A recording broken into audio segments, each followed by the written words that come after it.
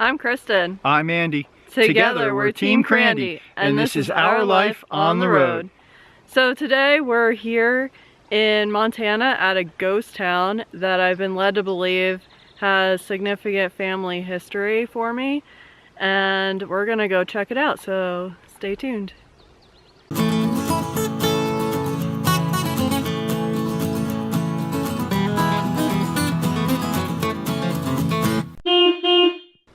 Welcome back to our channel, everyone. We're so glad you could join us today.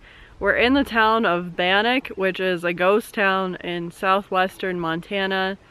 And since I was little, I've been under the impression that our family is related to a man that lived here in the 1860s.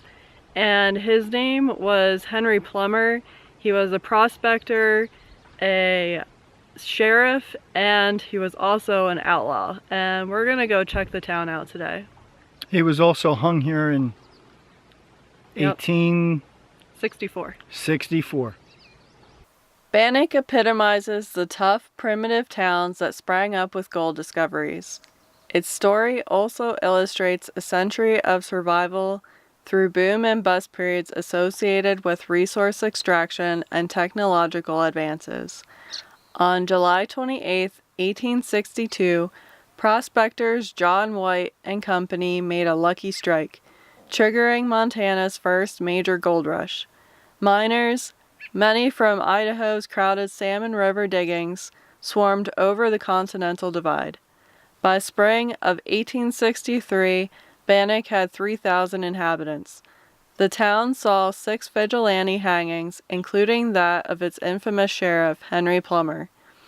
Briefly designated capital of the new Montana Territory in 1864, the first legislature met here in a crude log cabin. While other gold strikes stole Bannack's initial population, the town rebounded in the 1870s and served as the Beaverhead County seat until 1881. The Masonic Lodge Hall and School were built in 1874, Methodist Church in 1877, and the Hotel Meade, built as the Beaverhead County Courthouse in 1875, reflect this period. Evidence of hydraulic, dredge, and hard rock mining interrupt the landscape. Montana's first quartz claim initiated hard rock mining here in 1862, and stamp mills soon operated alongside placer mining. Changing technologies produced new boom periods and other changes to Bannack. Electrification of the mines in 1930 brought electricity to the town. Despite its varied fortunes, the community held together while the local mills operated sporadically until World War II.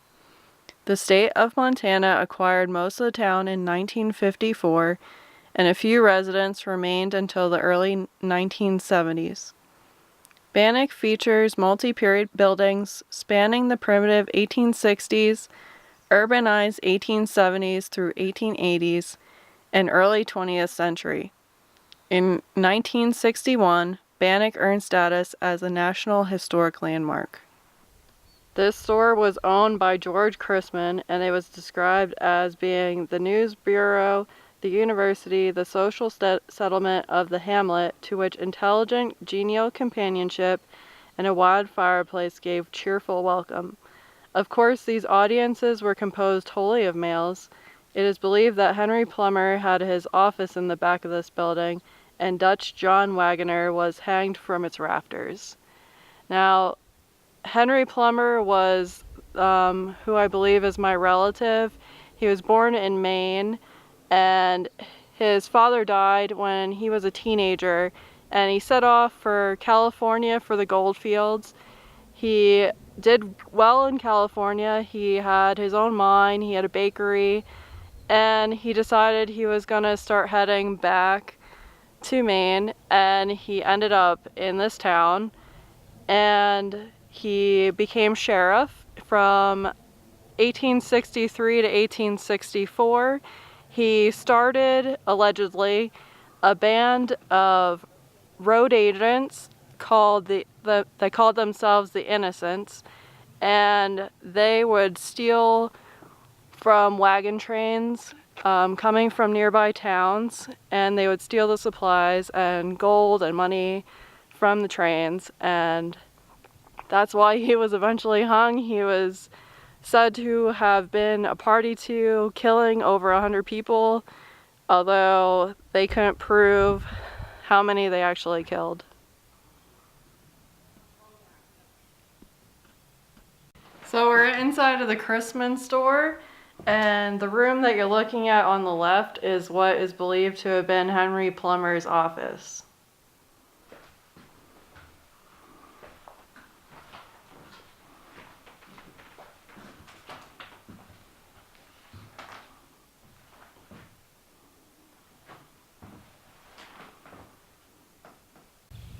Here we have the Masonic Lodge.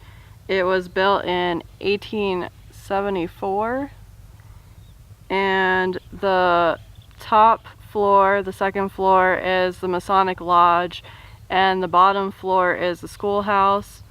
The schoolhouse was in use until the early 1940s, and the lodge was open until 1921. This is Dr. Ryburn's house. He was one of the last doctors in Bannack and practiced medicine here from 1897 to 1915. He traveled by horse and buggy, sleigh, and automobile in all kinds of weather to deliver babies, tend to gunshot wounds, and treat mining and ranching accidents. He owned the first automobile in town. His patients didn't always have cash, so sometimes the doctor accepted payment in chickens, vegetables, and other commodities for his services.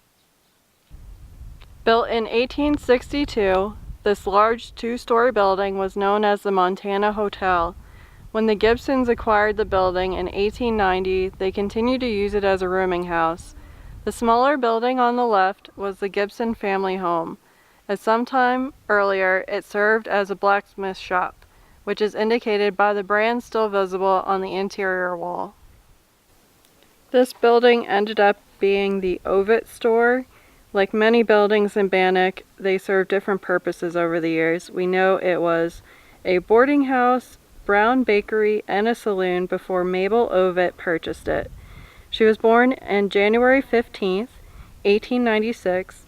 Mabel Ovett, a longtime Bannack resident, is perhaps best known for her book on Bannack and the vigilante road agent activities, Golden Treasure.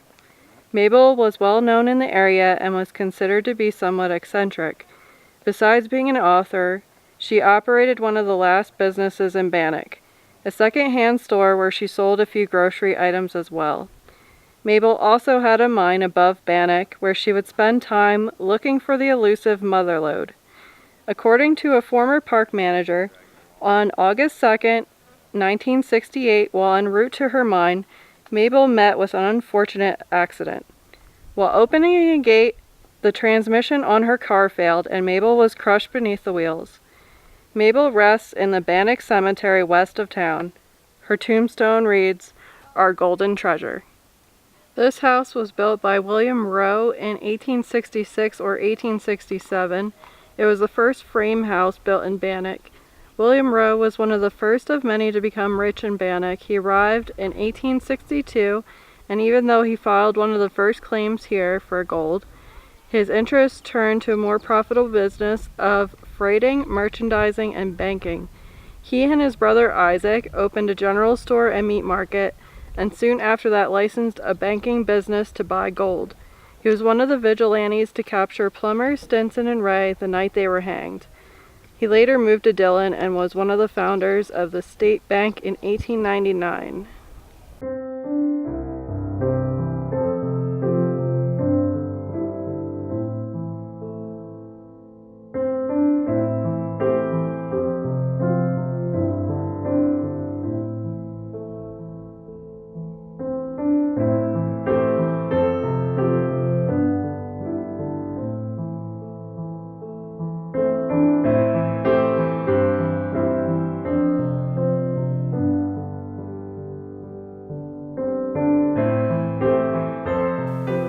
This building was built in 1875 for $14,000 as the Beaverhead County Courthouse.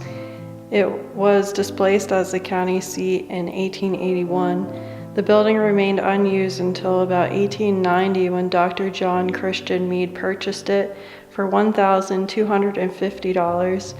He refurbished the building and made it into a large plush hotel. The addition to the back was also Dr. Meade's doing. The hotel only operated on and off when it was needed or mining activity demanded it until 1940.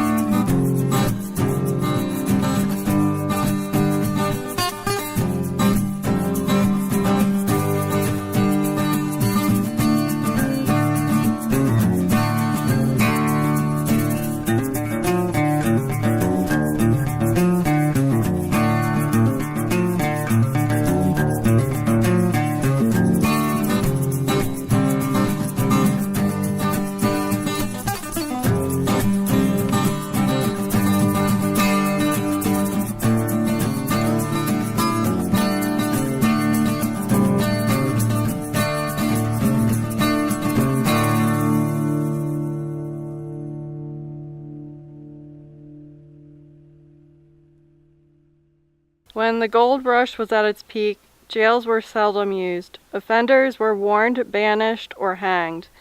No one wanted the job of guarding prisoners when they could be working their claim. After Plummer was elected sheriff on May 24, 1863, he had the jail on the right built. It is uncertain when the one on the left was built. This is the first jail built in what became Montana Territory. Inside the original or smaller jail, the prisoners were chained to the metal rings attached to the floor. As a reminder for those who are locked up here, if you look through the barred window, the gallows were plainly visible. Construction of the gallows was ordered by Sheriff Henry Plummer to hang convicted murderer John Peter Horan. Sheriff Plummer, two of his deputies Ned Ray and Buck Stinson, and Pegleg Raleigh were all hanged from the gallows. Vigilante justice was often swift in the early mining camps, as was demonstrated in January and February 1864. In December 1863, a man named Red Yeager was captured and hanged by a posse from Virginia City. Before Yeager was executed, he reportedly confessed and implicated Sheriff Plummer as the leader of a criminal gang, ironically known as the Innocents. Upon learning of Plummer's involvement with the vigilantes held a meeting in Virginia City and determined to hang Plummer and his deputies. On January 10, 1864, vigilantes from Alder Gulch arrived in Bannack and with the aid of some local supporters set out to capture Plummer, Ray, and Stinson. They divided into 3 groups and captured their targets without a shot being fired. On that cold evening, the 3 men were marched up to the gallows, lifted up, and dropped to their death. Plummer, it was said, after pleading his innocence, begged the vigilantes to please give me a good drop. I haven't played piano now in probably 45 years. I didn't know you played the piano.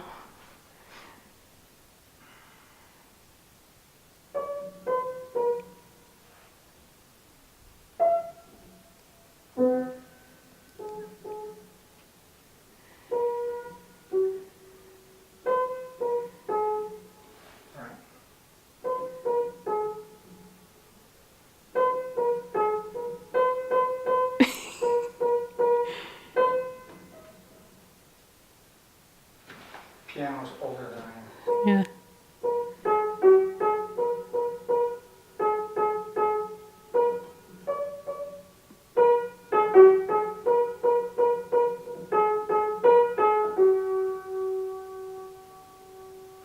Yay! That was awesome.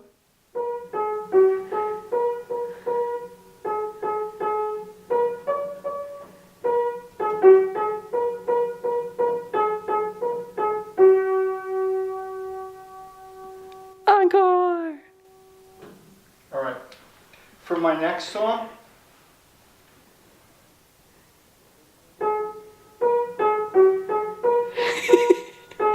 This is a good one.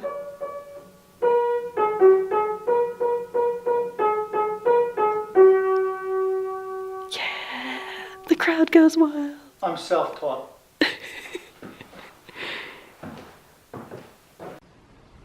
Well, we spent most of the day walking around and in Bannack and in most of the buildings. It's really awesome to see the buildings in their almost all original state from the 1860s. The Park Service doesn't want to restore the buildings, they just want to maintain the current state of decay. So it was really awesome. If you like this video, be sure to give us a thumbs up, and if you haven't already, hit the subscribe button and the bell notification so you don't miss any future content.